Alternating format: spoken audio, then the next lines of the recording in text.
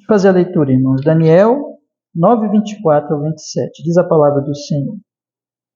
70 semanas estão determinadas sobre o teu povo e sobre a tua santa cidade, para cessar a transgressão e para dar fim aos pecados e para expiar a iniquidade e trazer a justiça eterna, e selar a visão e a profecia, e para ungir o Santíssimo.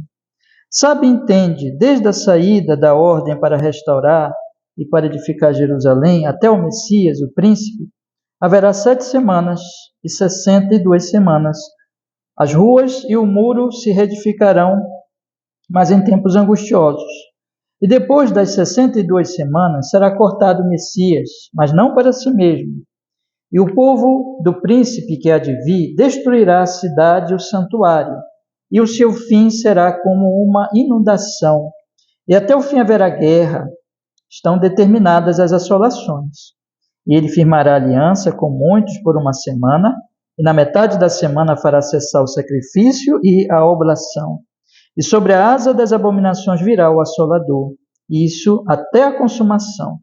E o que está determinado será derramado sobre o assolador. Amém. Vamos orar, meus irmãos. Ó Deus, nós estamos aqui diante da sua palavra, que temos nos dedicado a estudar, compreender essa profecia.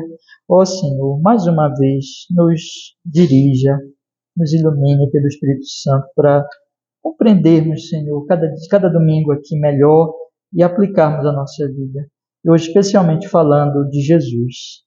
E que o Senhor abra o nosso coração com fé, com arrependimento, em nome de Jesus. Em Cristo, para o seu louvor, perdão dos nossos pecados. Amém e amém. Pode sentar, meus irmãos. Uma semana passada, eu comecei a falar sobre as 70 semanas de Cristo, mas não consegui completar. Nós tínhamos aqui 7 pontos, né? Na verdade, 6 pontos, porque tem um pontinho aqui que nós juntamos. E esses 6 pontos eu não consegui completar. Nós falamos de 4 e falta nós falarmos de 3. Sobre Cristo na profecia das 70 semanas de Daniel. Essa fase dos nossos estudos da profecia tem sido exatamente de nós nos determos, procurarmos extrair melhor a doutrina e aplicarmos a nossa vida. Eu poderia passar já para o capítulo 10, mas não seria bom para nós, porque nós, além de entendermos o significado da profecia, que eu já fiz uma pregação só para trazer aqui a interpretação, a explicação da profecia, explicação histórica da profecia, nós precisamos parar. A profecia é tão importante para que simplesmente venhamos continuar, mas precisamos parar e pensar nos detalhes dela, aplicar a nossa vida.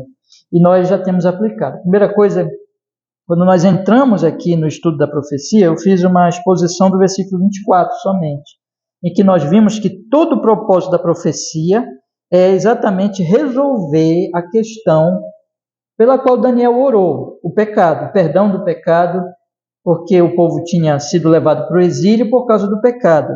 Então, Deus ele responde dizendo que ele vai resolver definitivamente a questão do pecado exatamente nesse período de 70 semanas, né?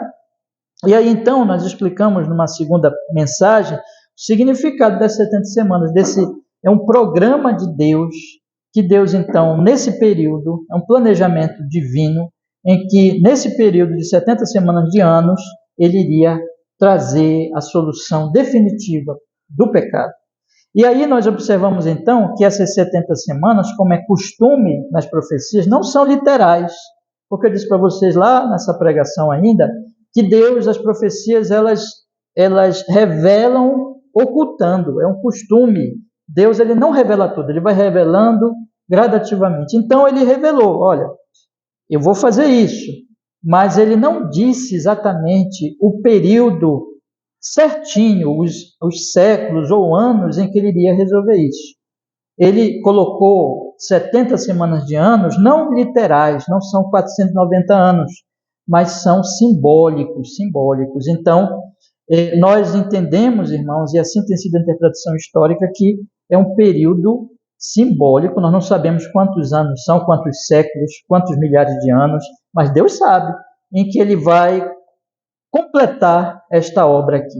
Mas esse esquema das 70 semanas serve para nós exatamente observarmos o que Deus está fazendo e que ele parte já cumpriu essa profecia, mas praticamente do que a profecia trata ele já cumpriu, mas falta a consumação, falta completar, falta a volta de Jesus. Então eu expliquei para vocês, irmãos, que as 70 semanas elas se dividem da seguinte forma, só para nós relembrarmos. O texto ele diz aqui, sabe e entende que desde a saída da ordem para restaurar e para edificar Jerusalém até o Messias, o príncipe, haverá 7 semanas. Então nós temos o primeiro período das 7 semanas, que é exatamente o principal pedido de Daniel na oração, a restauração de Jerusalém e do templo. Então, 7 semanas de restauração da cidade de Jerusalém e do templo. Depois disso, diz o texto, haverá 62 semanas mais. As ruas e o muro se reedificarão, mas em tempos angustiosos. Depois dessas 62 semanas, será cortado o Messias. Então, primeiras 7 semanas, a restauração de Jerusalém, restauração do templo. Depois vem mais 62 semanas. Depois de 62 semanas, ou seja, 62 mais 7, 69 semanas, o Messias seria cortado, ou seja, Jesus morreria na cruz pelos nossos pecados.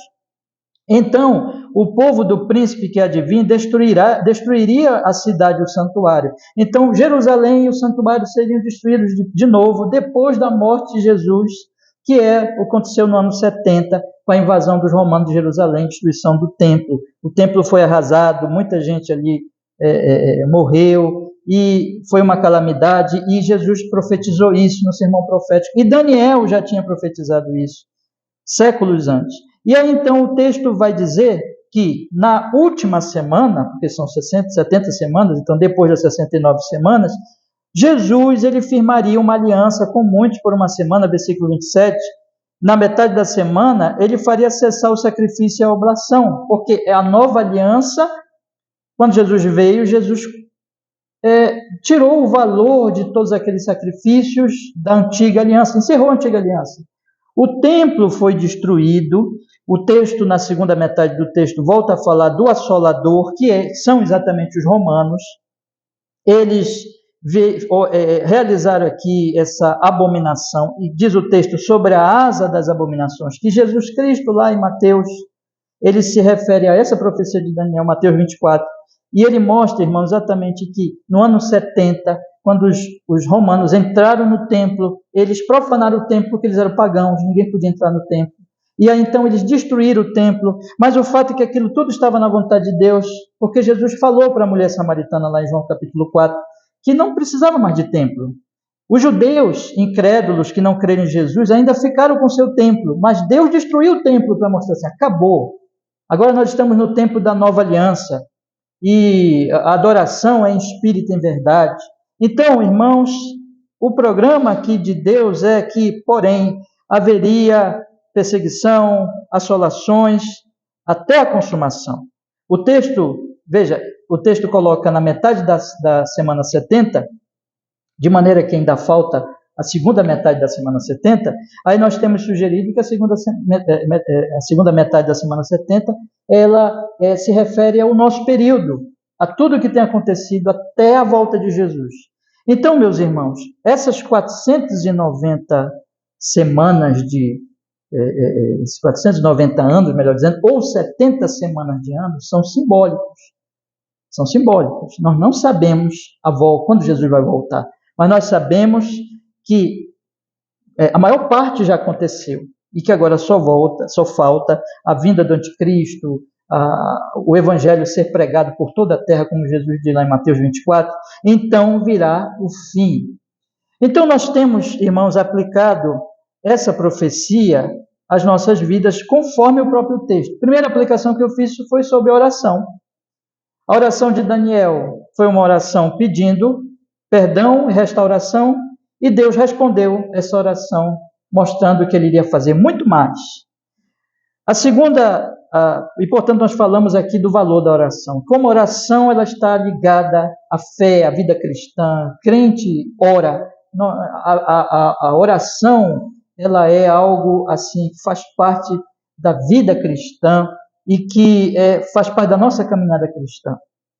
É uma vida em que nós entendemos as profecias, as palavras, as promessas de Deus, oramos baseado nelas e recebemos mais revelação ainda nas Escrituras, e nós vamos crescendo na medida que nós oramos. E a vida do cristão, ela ganha sentido numa vida de oração, que é a resposta da palavra de Deus. E aí, irmãos, nós tratamos também, em segundo lugar, da questão do pecado, que é algo tão importante em toda a oração de Daniel e na própria profecia.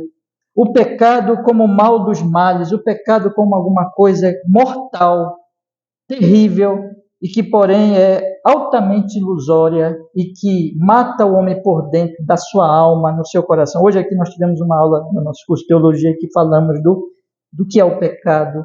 E o pecado, ele é terrível, ele destrói, ele leva para o inferno, mas ele ilude o pecador vai para o inferno dançando, fazendo festa, comemorando, porque ele está na ignorância, na loucura. Então, irmãos, Deus, ele traz, porém, a mensagem de esperança, que é Jesus.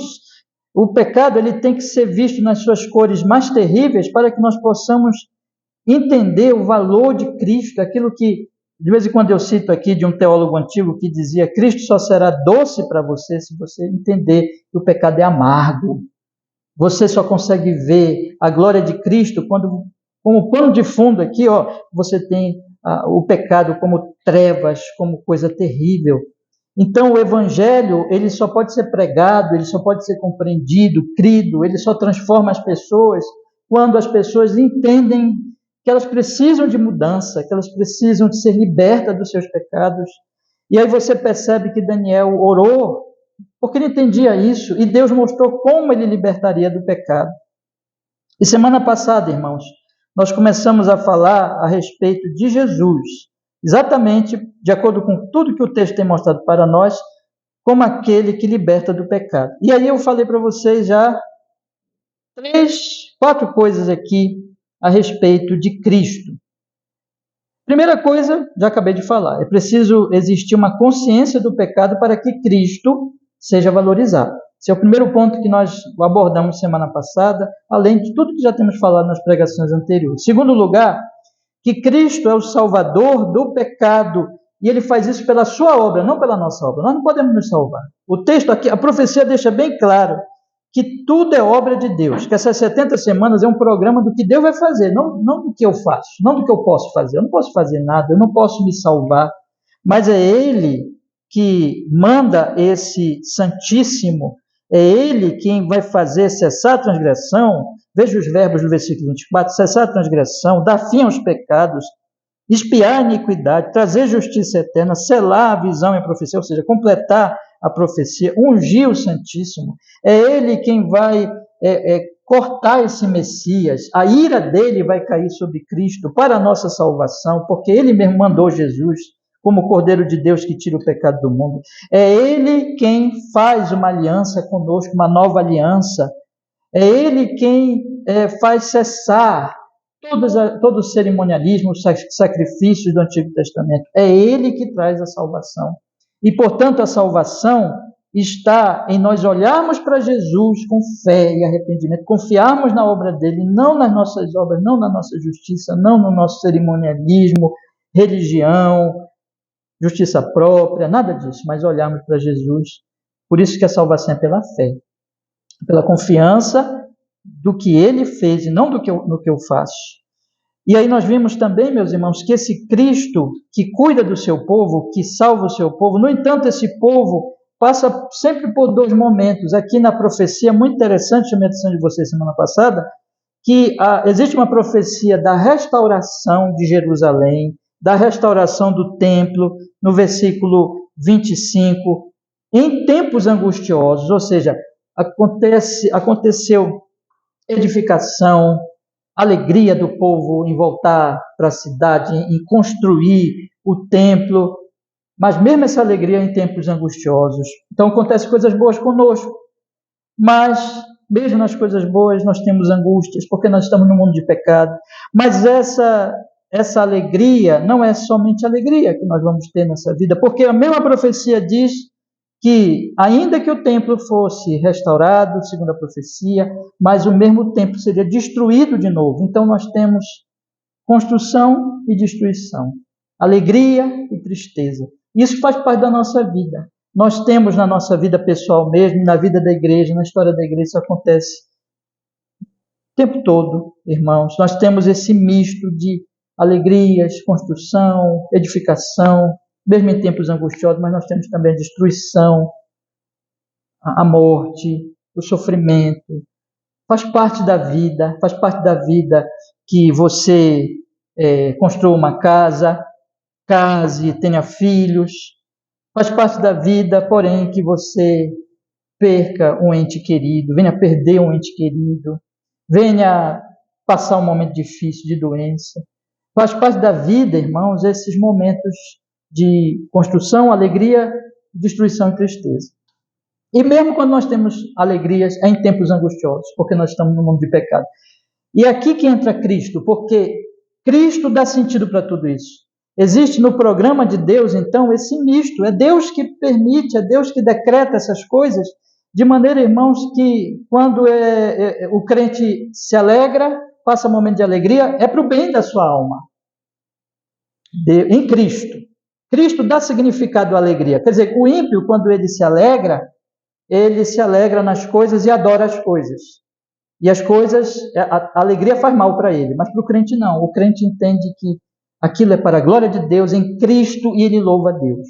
E ele vive, a alegria dele tem sentido, é a alegria verdadeira em Cristo. Quando o crente sofre, é a mesma coisa. Ele não se desespera.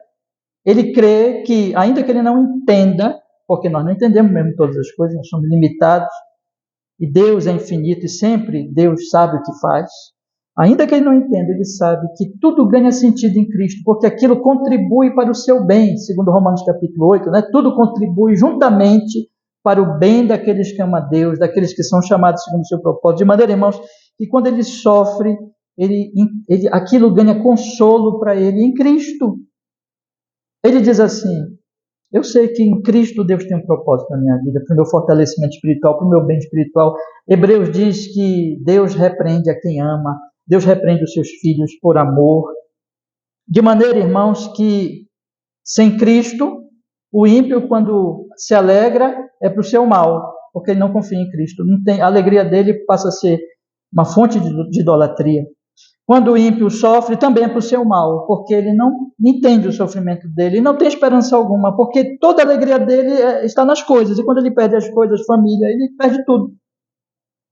Mas o crente não. O crente, seja no sofrimento, seja na alegria, ele ganha, ele entende que aquela alegria é em Cristo, para a glória de Deus, e ele se consola no sofrimento em Cristo, porque ele acredita também que aquilo é para a glória de Deus.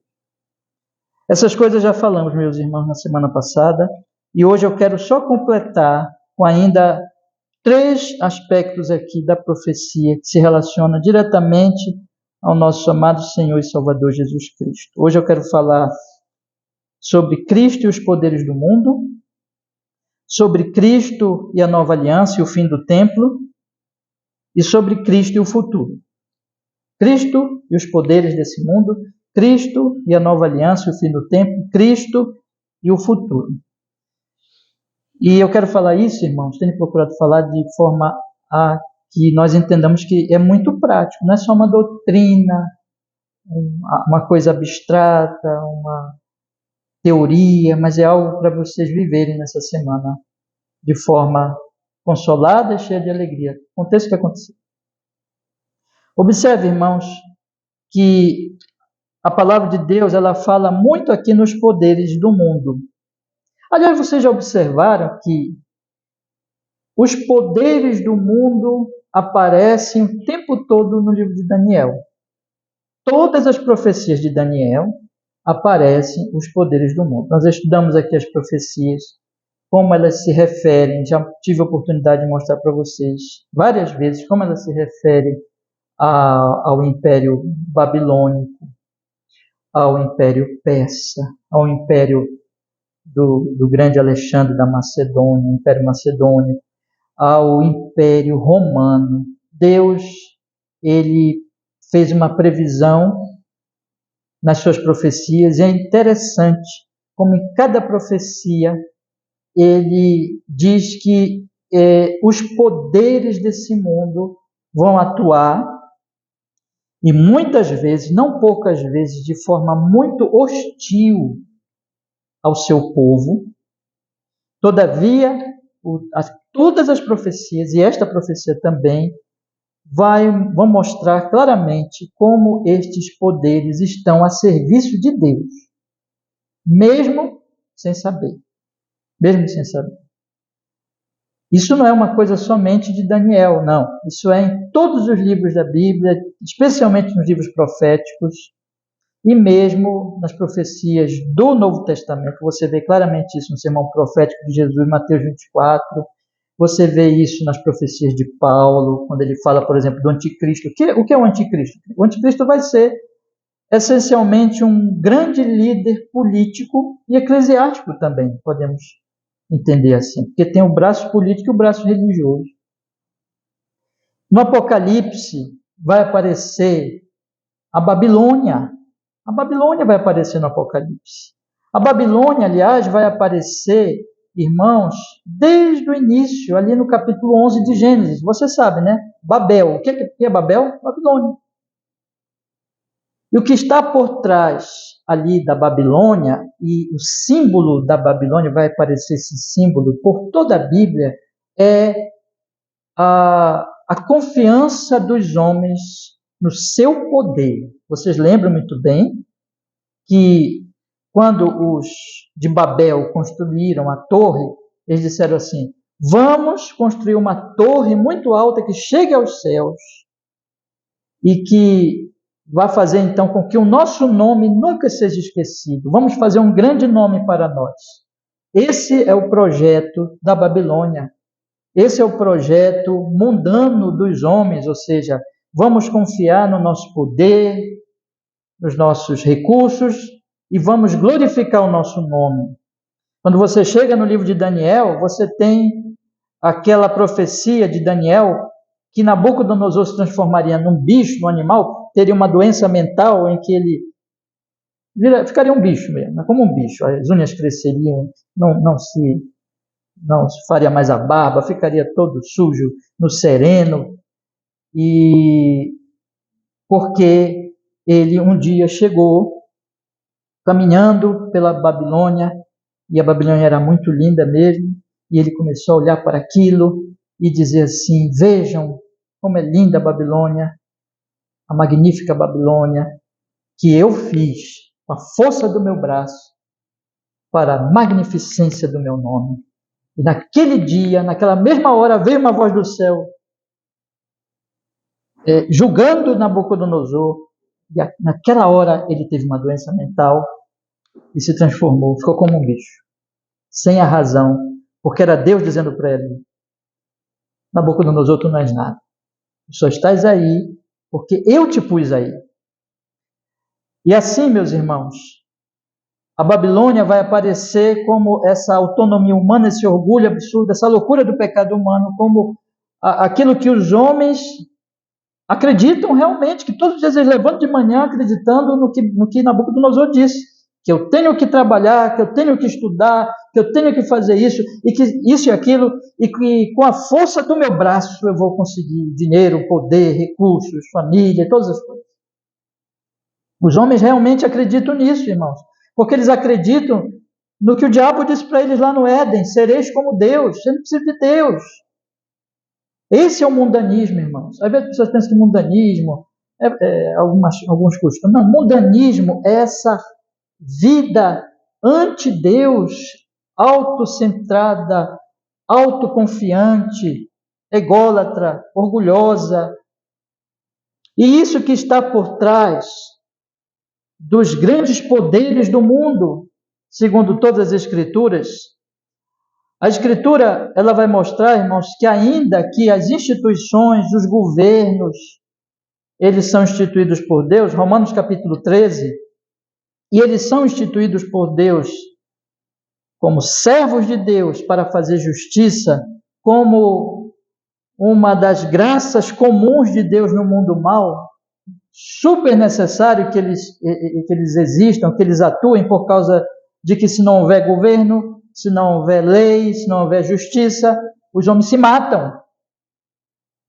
Como alguém já disse, né? A política é para que os homens não se matem. Para que as pessoas não venham, venham derramar sangue umas das outras. Então tem que ter o governo, tem que ter a lei. Isso é bom, é útil. E Romanos diz, olha, Deus instituiu esses governos, essas autoridades, o magistrado civil. No entanto, por causa exatamente desse princípio babilônio, desse princípio do orgulho humano, irmãos, as autoridades públicas e os governos normalmente são contra Deus. São contrários ao povo, à fé, ao povo de Deus e à fé verdadeira. E a Bíblia, ela vai mostrar o seguinte, olha, você, quando a Bíblia vai tratar da questão das autoridades públicas e ela vai dar conselhos para os homens, a Bíblia exatamente levando em conta todas essas verdades que eu acabei de falar para vocês e que estão nas Escrituras, ela vai dizer assim, em primeiro lugar, irmãos, que nós nunca devemos confiar nos poderes dos homens. Que quando o Senhor Jesus Cristo chegou diante de Pilatos, e Pilatos, um homem poderosíssimo, que estava ali para decidir entre a vida e a morte de Jesus, Pilatos disse para ele, tu não sabes que a tua vida está nas minhas mãos? Eu tenho poder sobre a tua vida. E Jesus disse para ele, tu não terias poder se do alto não te fosse dado. A Bíblia deixa claro, portanto, que nós nunca devemos idolatrar o Estado, que nós nunca devemos idolatrar governantes, que nós nunca devemos idolatrar governos, que a nossa fé não pode estar nos homens de maneira nenhuma. Nós devemos ter uma plena consciência como cristãos de que a nossa fé precisa estar no Deus que estabelece, que levanta reis e derruba reis, e não em governos, e não em poderes. A nossa confiança nunca deve estar nos homens. Porém, irmãos, a Bíblia diz, respeitem as autoridades, honrem as autoridades, se submetam às autoridades. Lá mesmo em Romanos capítulo 13, o apóstolo Paulo diz, honrem as autoridades, não idolatrem, não confiem nelas, não esperem salvação delas, mas honrem as autoridades por causa de Deus, porque elas foram instituídas por Deus, como louvor a Deus, como glorificação a Deus. Honrem as autoridades, cumpram as leis, sejam os melhores cidadãos de um país, exatamente porque, diz Paulo lá em Romanos capítulo 13, por motivo de consciência, porque vocês não precisam que um fiscal esteja olhando para vocês, que um policial esteja perto para vocês cumprirem a lei, porque vocês têm consciência de que Deus está sempre presente, de que vocês estão sempre na presença de Deus e que vocês devem ser aqueles melhores cidadãos de um país, cumpridores da lei, mesmo quando não tem um fiscal perto, por causa de Deus. Então a Bíblia, veja o equilíbrio da Escritura, sabendo que os homens são falhos e não são para ser adorados, nem que nós não devemos confiar neles e esperar a salvação deles. A palavra de Deus diz assim, olha, não confiem neles, mas honrem a eles. A palavra de Deus também diz, e eu volto a lembrar vocês lá de Pilatos, Jesus e Pilatos, quando Jesus estava diante de Pilatos, Jesus disse o seguinte, olha, Pilatos, o meu reino não é deste mundo. Se o meu reino fosse deste mundo, eu teria militantes, guerreiros, soldados que não permitiriam que eu fosse entregue aos judeus e, portanto, fosse entregue a ti. Mas Jesus quis dizer com isso, mas não tem ninguém lá fora, Pilatos. Eu não tenho exército. O meu reino não cresce pela força das armas, pela força da espada. Vocês lembram quando o Senhor Jesus Cristo estava para ser preso, que chegou lá a polícia do templo, dos judeus, e chegou também, junto com a polícia do templo, os soldados romanos. Eles chegaram para prender Jesus E o Pedro imediatamente sacou da espada e cortou a orelha de Malco. E Jesus disse: põe de volta a tua espada. Porque o que Jesus quis dizer ali, irmãos, é que não seria pela revolução política, não seria pela força das armas que o reino dele prosperaria. Jesus disse para Pilatos: o meu reino é o reino da verdade.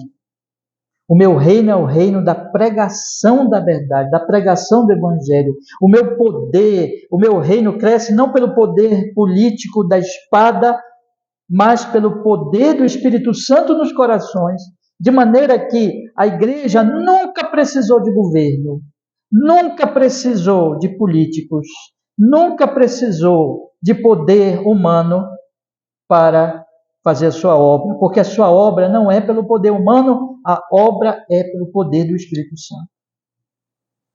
E toda vez que a igreja confiou em poder político e se associou com a política e fez aliança com a política para dizer assim, nós precisamos do poder humano para crescermos e para anunciarmos a nossa fé, a igreja se corrompeu.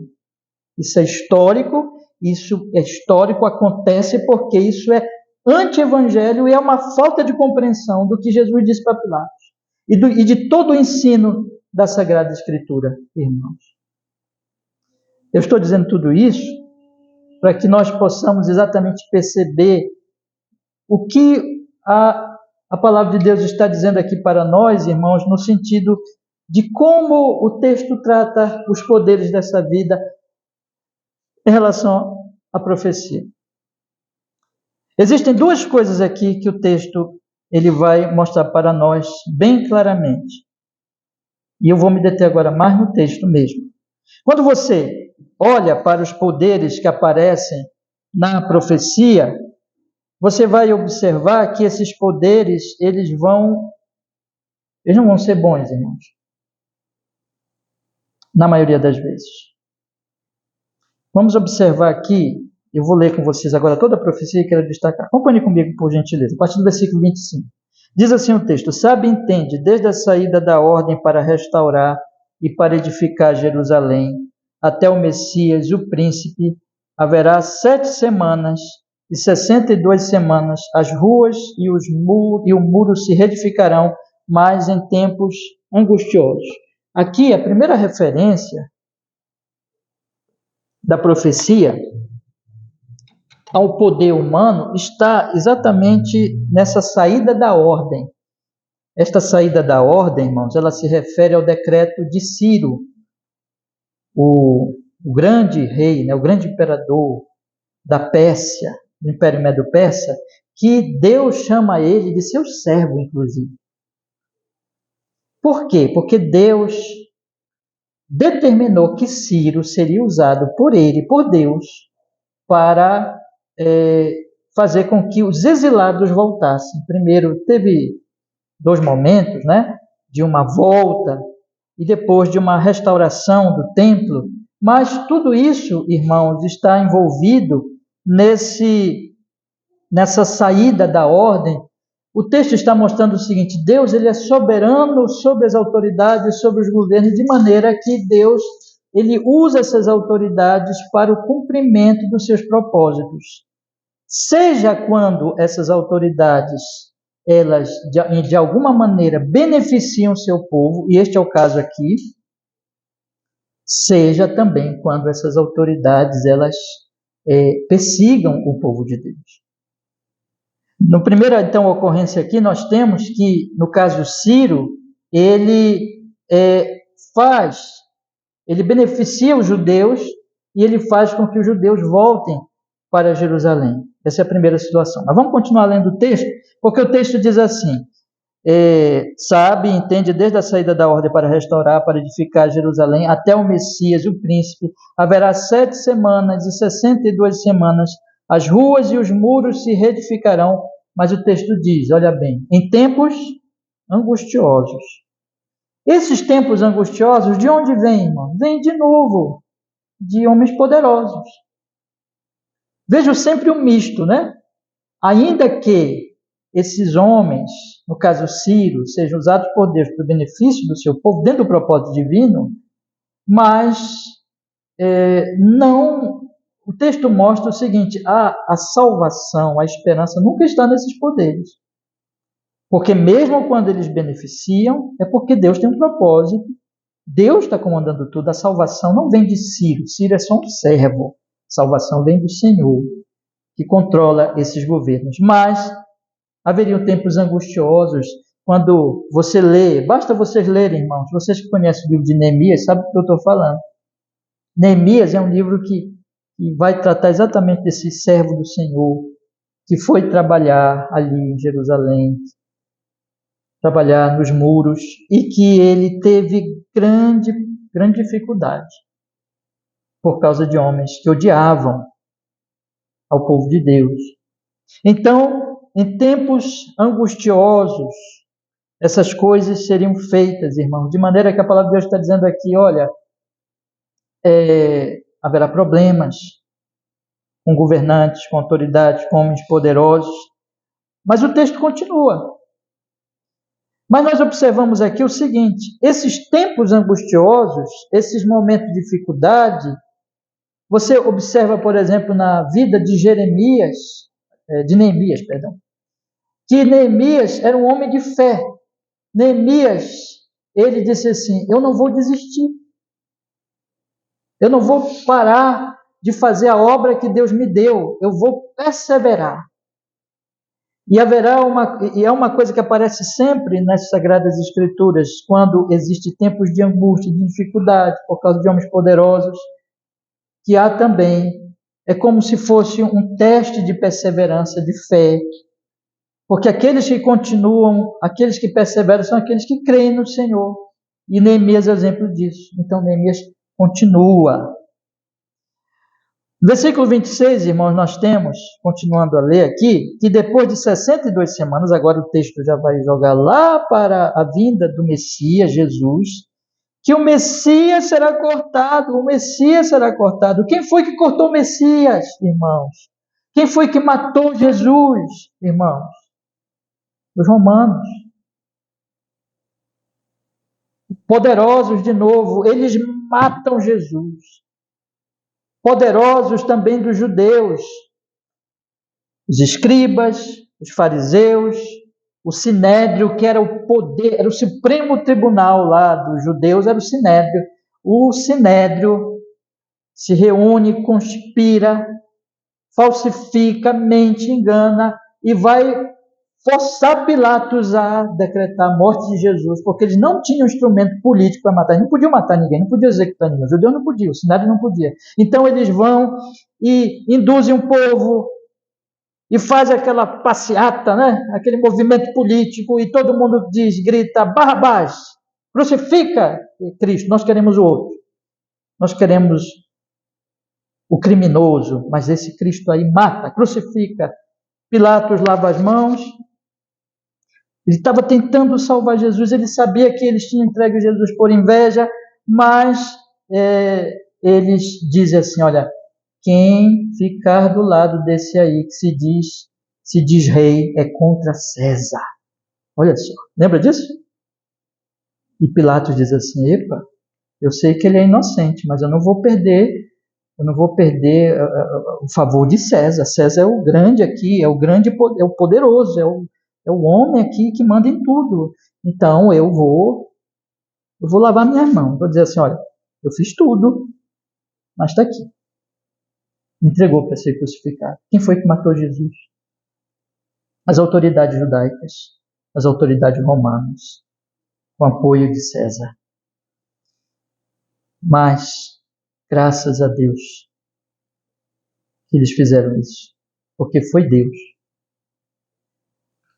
Pedro vai dizer que eles fizeram tudo isso cumprindo o desígnio de Deus. Lá em Atos dos Apóstolos, capítulo 2, Pedro vai dizer que tudo estava no controle divino. Então, meus irmãos, quando as autoridades fazem o bem, é porque Deus está controlando para elas fazerem o bem para o povo de Deus.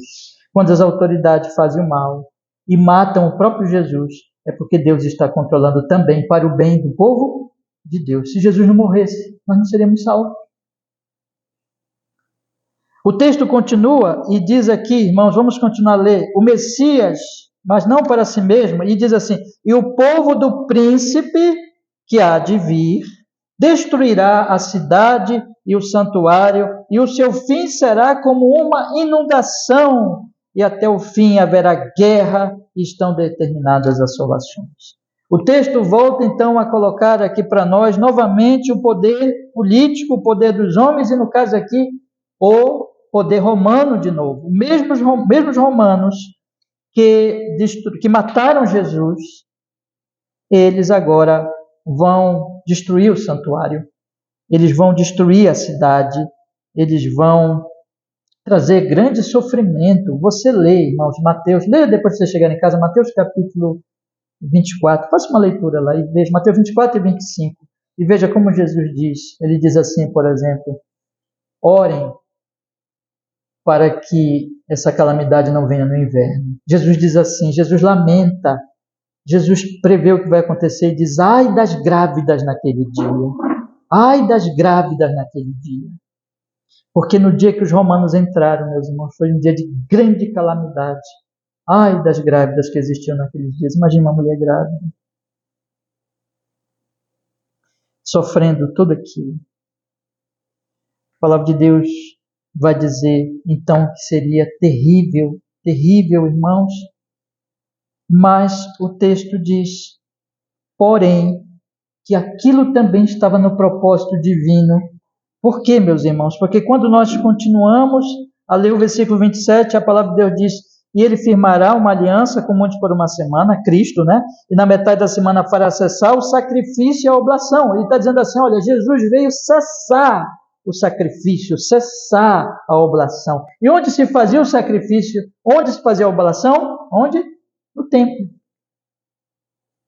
E aí o texto continua dizendo assim, e sobre as asas das abominações virá o assolador. Veja, ele fala de Cristo e fala dos romanos. Fala de Cristo e fala dos romanos. No versículo 26, ele fala de Cristo e fala dos romanos. No versículo 27, mesma coisa. Fala de Cristo e fala dos romanos. E quando você pega o que ele fala dos romanos, é sempre em relação ao santuário. Os romanos destruíram o santuário, no versículo 26. E os romanos, de novo no versículo 26, segunda metade, diz assim, e sobre a asa das abominações virá o assolador. Essa asa das abominações, lembra, eu já expliquei para vocês, é o pináculo do templo. O pináculo do templo seria derrubado, o templo seria derrubado. Jesus disse, não ficaria pedra sobre pedra. Vocês lembram quando o Senhor Jesus Cristo, lá em Mateus 24, por isso que eu estou dizendo, leia Mateus 24 para vocês entenderem melhor. Quando Jesus chega, no início de Mateus 24, um discípulo chega para ele e diz assim, Senhor, veja essas pedras, essas construções, o templo era magnífico, veja que coisa linda. Aí Jesus olha e diz assim, eu quero dizer para vocês, né? Em verdade, verdade vos digo, não sobrará pedra sobre pedra que não seja derribada desse templo. E quem faria isso, irmão? De novo, era o poder dos homens políticos, os governos, o Império Romano. Mas ele fez isso. Não porque eles fizeram isso por si mesmos, mas é porque Deus fez isso. Deus estava dizendo para os judeus, Deus estava dizendo para todos os homens, o templo encerrou-se. Eu destruo o templo, porque agora o templo é a minha igreja. O templo é o meu filho, Jesus. O cabeça é o Deus. O que o templo simbolizava? A presença de Deus.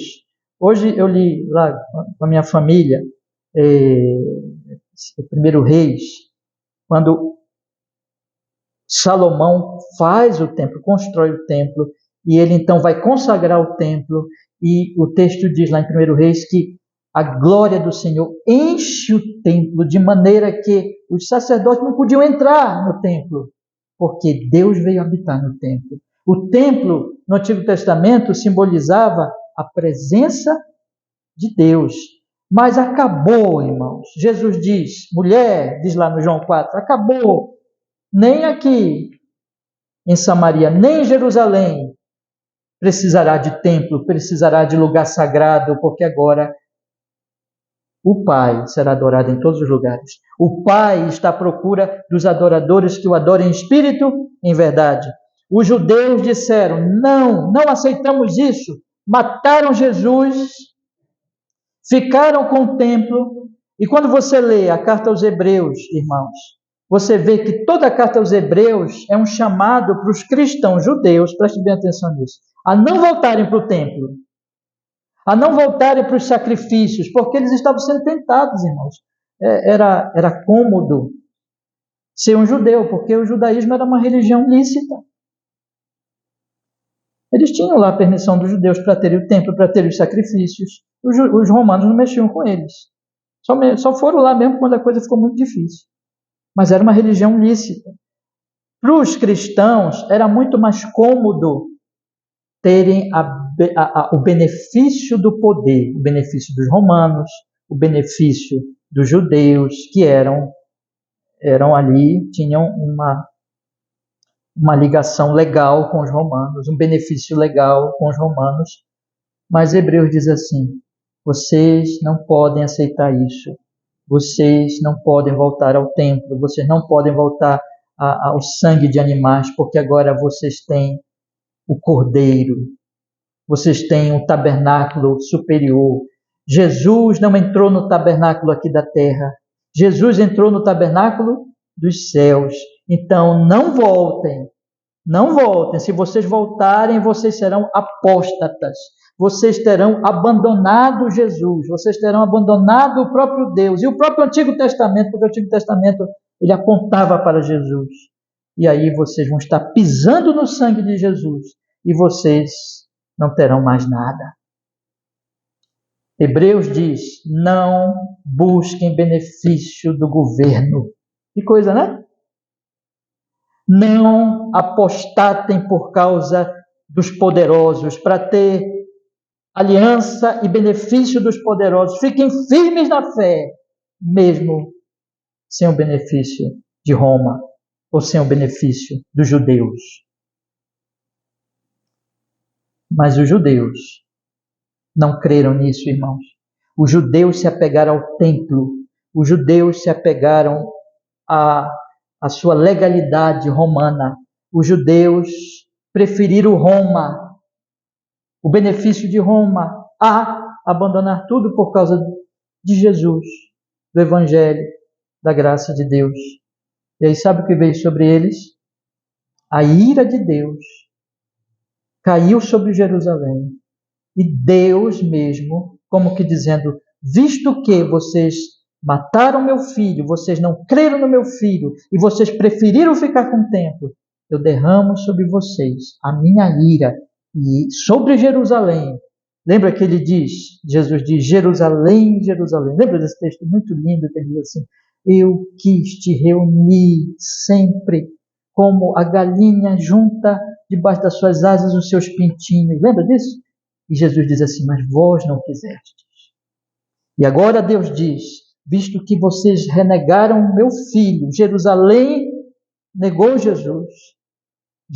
Deus agora traz a sua ira através dos romanos. E os romanos entram em Jerusalém no ano 70 e destroem o templo, e profanam o templo. Essa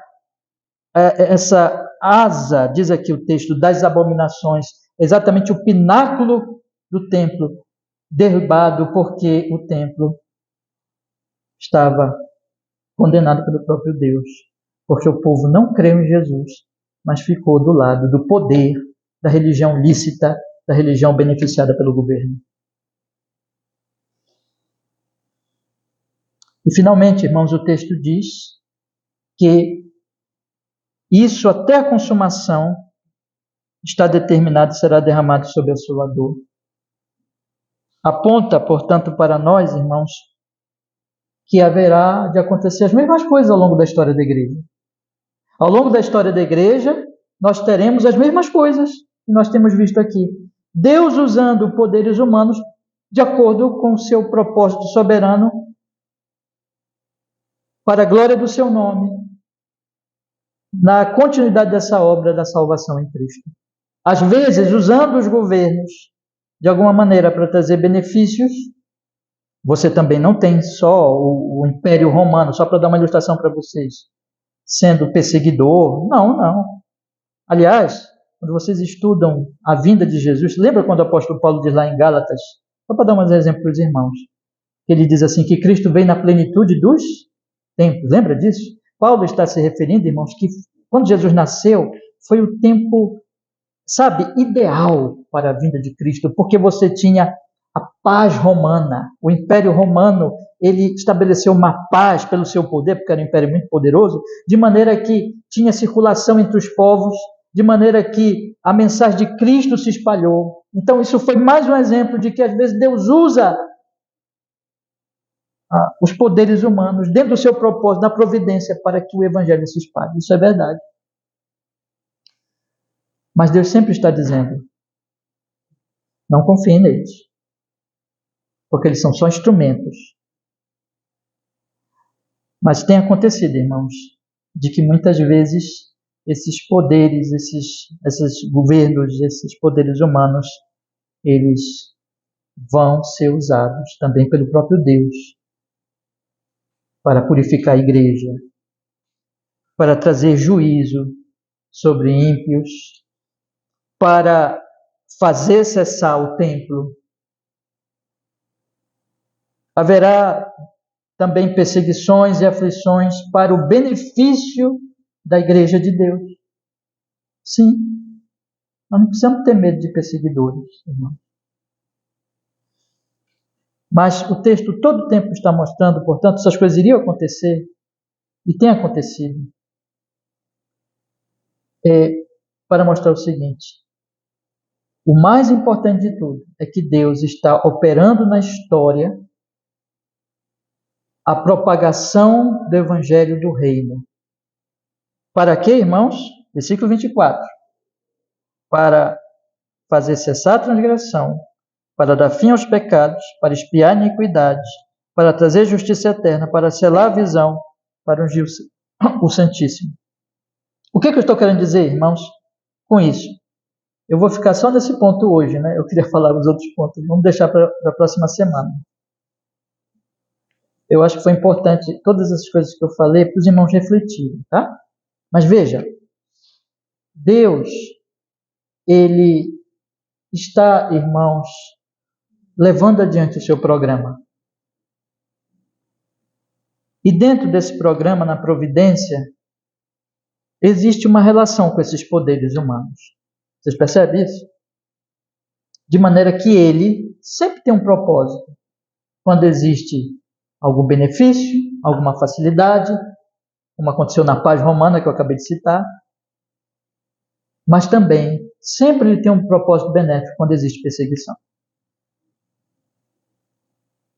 Pode ser que o cerimonialismo tenha que encerrar.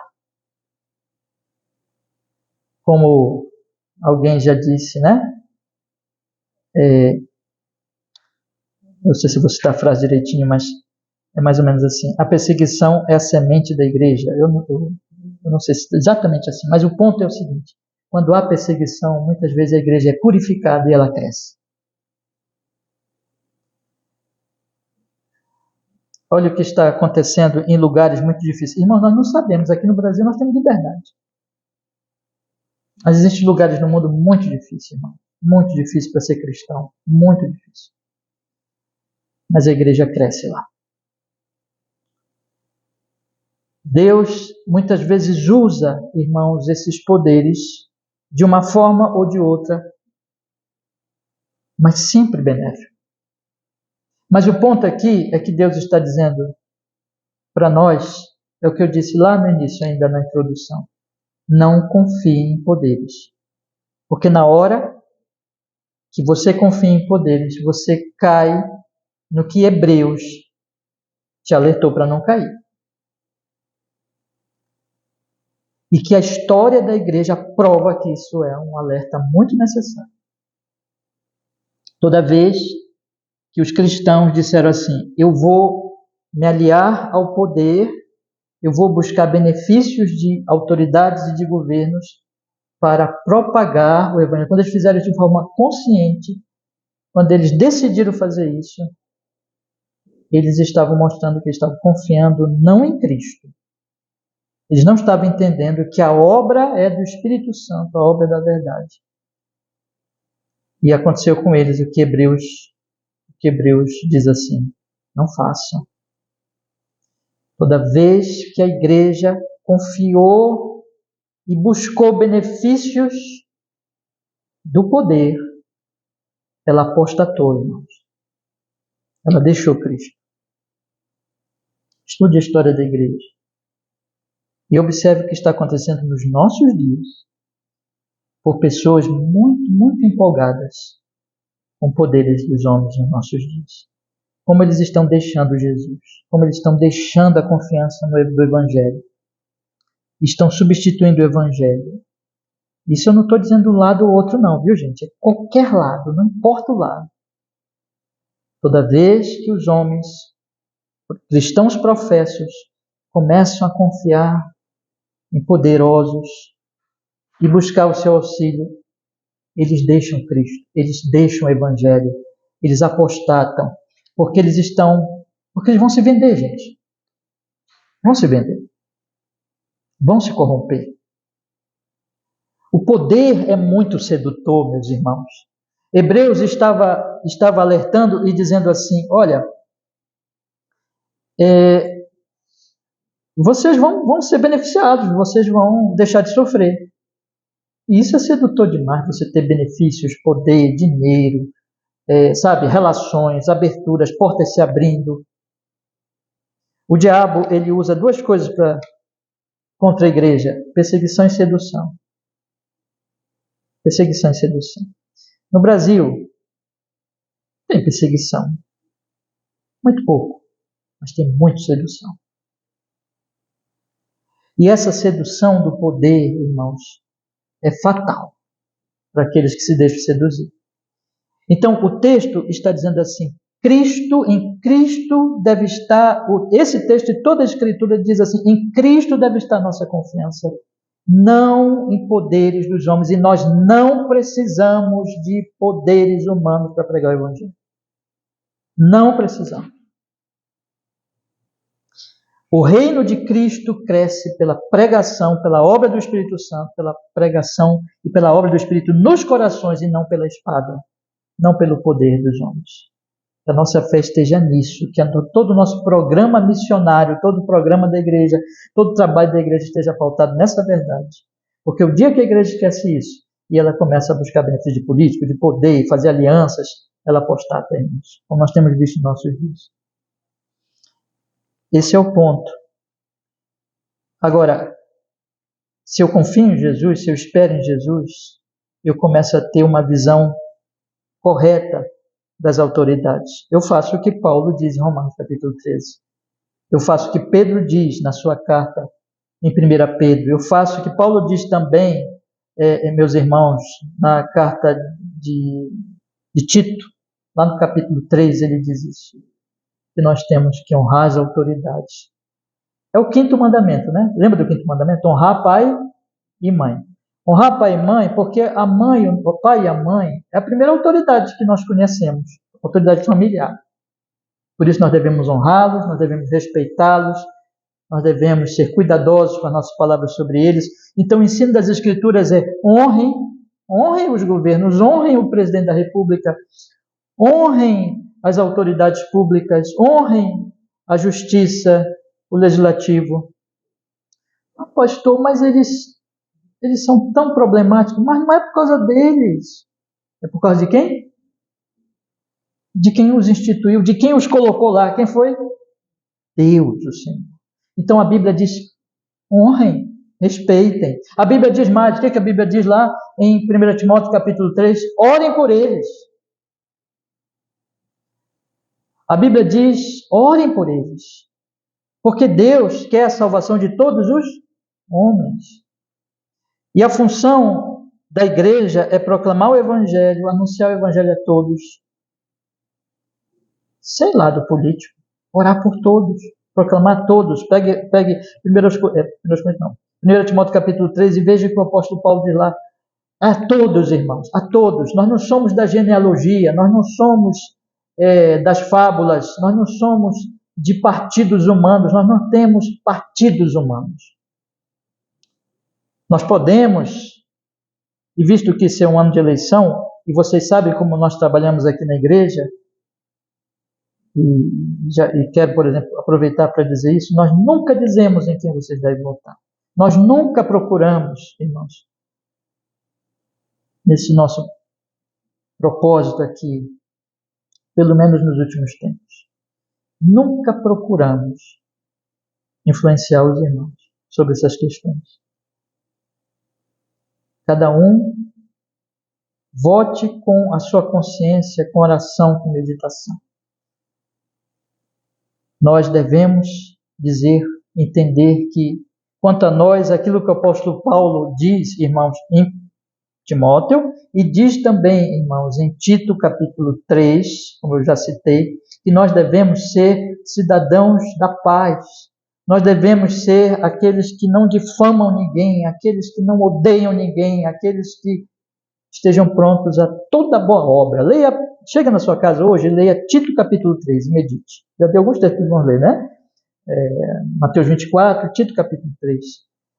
O nosso papel cristão, portanto, é de honrar, respeitar, ter cuidado. O apóstolo Paulo nos ensina também, quando nós vamos referir a uma autoridade pública, fazê-lo, mesmo quando nós temos que fazer, mesmo quando o Paulo tinha que reivindicar alguma coisa, ele o fazia com respeito e honra à autoridade pública, de maneira que nós temos que ter esse princípio. Nós respeitamos as autoridades, nós oramos pelas autoridades, nós não confiamos nas autoridades. E nós fazemos isso como efeito do Evangelho na nossa vida. E outra coisa que nós fazemos também como cristãos, irmãos, nós somos promotores, como fruto do Evangelho de Jesus, da justiça. Onde nós estamos, nós promovemos a justiça. Hoje eu preguei de manhã aqui sobre o 8º mandamento, sobre a questão da justiça, da verdade, fidelidade e justiça. Lembra? Falamos aqui de manhã. De maneira que onde um cristão está, na sua atuação, no seu chamado, ele deve ser um agente, sim, da justiça de Deus, como efeito do Evangelho de Jesus. É assim, meus irmãos, que nós vamos agir. E a nossa esperança está onde, irmãos, no final das contas? Está em Cristo. Nós não devemos ter medo de ninguém. Não devemos ter medo de perseguidores. Não devemos ficar apavorados com o futuro, nem agirmos, uma outra aplicação importante, nem agirmos por medo de que venham nos perseguir. Não, irmãos. O texto também está mostrando para nós, fiquem tranquilos. Porque quem comanda os poderes, quem é? Deus. Deus levanta, Deus derruba, e a confiança nossa deve estar no Senhor. Então, em Cristo Jesus, nós aprendemos, irmãos. Eu não tenho tempo para tratar de muitas outras questões, só quero deixar isso aqui para os irmãos perceberem como Cristo, ele nos leva a nós termos uma relação prudente, sábia, edificante, correta, justa com as autoridades públicas. Quando nós saímos de Cristo, quando nós deixamos de colocar nossa confiança em Cristo, nós começamos a ter uma relação com as autoridades ou de idolatria, de confiança extrema, de corrupção, portanto, ou de rebeldia, de ódio, de falta de oração. Percebe os extremos? Mas em Cristo nós somos levados a respeitar sem idolatrar e a orar com amor, porque Deus nos diz para nós orarmos por todos os homens. Só para encerrar, quando o apóstolo Paulo disse lá em 1 Timóteo capítulo 3, sim, em Romanos capítulo 13, quando ele disse para a igreja obedecer às autoridades, e quando ele disse para a igreja orar pelas autoridades, era o mesmo Império Romano que matou Jesus e que trouxe grande perseguição para a igreja de Deus, para mostrar que o Evangelho ele nos faz olhar para as autoridades de maneira correta em Cristo Jesus. Que Deus nos dê essa graça, irmãos. Vocês reflitam sobre o que nós tratamos aqui hoje à noite, com a graça de Deus. Fiquei só num ponto, mas ponto necessário. Semana que vem a gente continua, tá bom? Vamos orar? Vamos pedir que Deus nos abençoe. Amado Senhor, muito obrigado, porque nós pudemos, Senhor, hoje à noite, por sua grande misericórdia, tratar desses assuntos tão práticos, tão importantes nos nossos dias. E nós queremos suplicar, Senhor, que tudo que foi falado aqui seja a fiel interpretação, exposição da palavra. O Senhor aplique a nossa alma. O Senhor nos edifique, o Senhor nos guarde. Que toda a nossa relação com os poderes deste mundo, Senhor, sejam em Jesus Cristo, conforme Jesus, conforme a fé, conforme a palavra. Nos guarde da idolatria política, nos guarde do ódio e da rebelião e nos faça, Senhor, a confiarmos em Ti e assim respeitando as autoridades, orando por elas e praticando a justiça, Senhor, em todas as nossas relações, promovendo a justiça em Cristo. Faz isso, Senhor. Sejamos sal e luz. Nós queremos suplicar que o Senhor aplique a obra de Jesus na nossa alma nessa noite, na nossa querida igreja, em todos aqueles que ouviram essa pregação, em relação a maneira como tratamos as autoridades, Senhor, em nome de Jesus, para que o Senhor seja honrado em tudo isso em Cristo. E assim seja. Amém e amém. Deus nos abençoe, meus irmãos. Meus irmãos, vamos ler o texto que vocês têm aí da nossa confissão de fé, né? E a gente vai fazer a leitura da nossa meditação também, já indo para a finalização aqui do nosso culto, meus irmãos. Graça do nosso Deus. Deixa eu só encerrar aqui a gravação e a gente continua.